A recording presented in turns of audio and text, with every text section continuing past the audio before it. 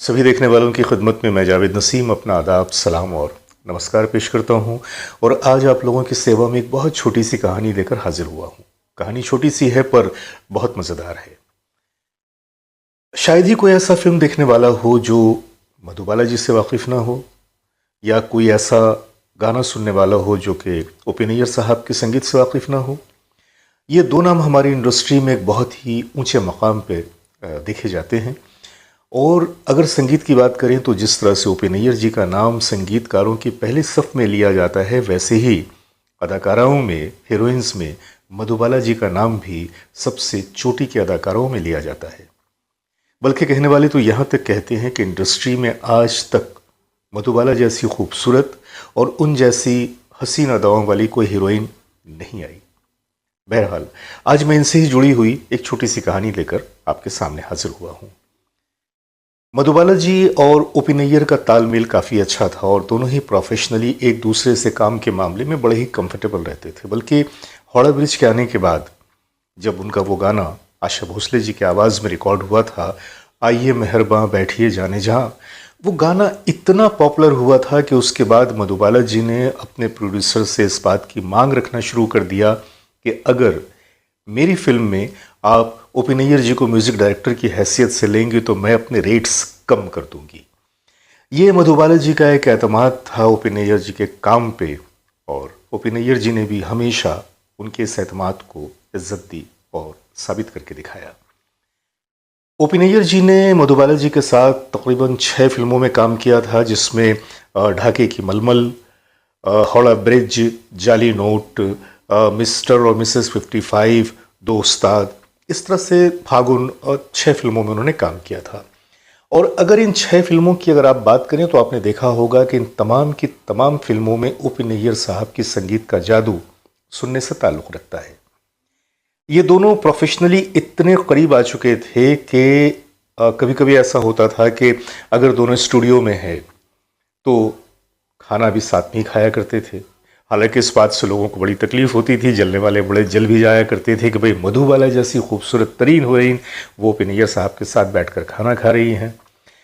इन दोनों की दोस्ती का मामला कुछ यूँ रहा कि एक बार ओ.पी. नैयर साहब ने जोश में आकर कह दिया कि मधुबाला जी, भाई हम भी आपके बड़े फ़ैन हैं, और हम तो आपके इतने बड़े फ़ैन हैं कि हमने तो अपने घर की दीवार पे आपकी एक बहुत बड़ी तस्वीर लगा रखी है। मधुबाला जी खुश हो गई। अब हुआ ये कि कुछ दिनों के बाद मधुबाला जी ने ओ.पी. नैयर जी को फ़ोन किया कि नैयर साहब, मैं आपके घर पे आ रही हूँ। अब तो ये बड़े परेशान हुए, क्योंकि इन्होंने तो इम्प्रेस करने के लिए कह दिया था कि मैंने आपकी एक बड़ी सी तस्वीर अपने घर की दीवार पे लगा रखी है, जबकि ऐसा कुछ था नहीं। अब ये परेशानी में करें तो क्या करें, क्योंकि अब इतना वक्त भी नहीं है कि वो मधुबाला जी की तस्वीर को अरेंज करें फिर उसे अपनी दीवार पे लगाएं। अचानक उन्हें याद आया कि उनके एक दोस्त हैं जो कि मधुबाला जी के बड़े फ़ैन हैं और उनके पास मधुबाला जी की एक बड़ी सी तस्वीर भी है। उन्होंने फ़ौरन उन्हें फ़ोन किया कि भाई इज़्ज़त का सवाल है, तुम जल्दी से मधुबाला जी की तस्वीर को लेकर फ़ौरन पहुँचो। वो दोस्त मधुबाला जी की तस्वीर को लेकर ओ.पी. नैयर साहब के घर पे पहुँचे। नैयर साहब ने फ़ौरन किसी तरह से दीवार पे मधुबाला जी की तस्वीर को लगा दिया, और उसके बाद देखा कि मधुबाला जी की गाड़ी अंदर आ रही है। मधुबाला जी ने जब देखा कि दीवार पे उनकी बड़ी सी तस्वीर लगी हुई है और बड़ी प्यारी सी तस्वीर है, तो बहुत खुश हुई, और इस तरह से उनकी दोस्ती में और भी इजाफा हुआ। ओ.पी. नैयर जी का ताल्लुक़ गर्चे आशा भोसले जी से प्रोफेशनली भी रहा और जज्बाती तौर से भी रहा, लेकिन ओ.पी. नैयर जी ने मधुबाला जी की बड़ी तारीफ़ें की, उनकी बड़ी कदर करते थे। और वाक़ईतन अगर सच पूछिए तो मधुबाला जी के बाद जितनी भी हीरोइंस हमारी इंडस्ट्री में आज तक आई हैं, उनमें उनका एक अलग ही मकाम था।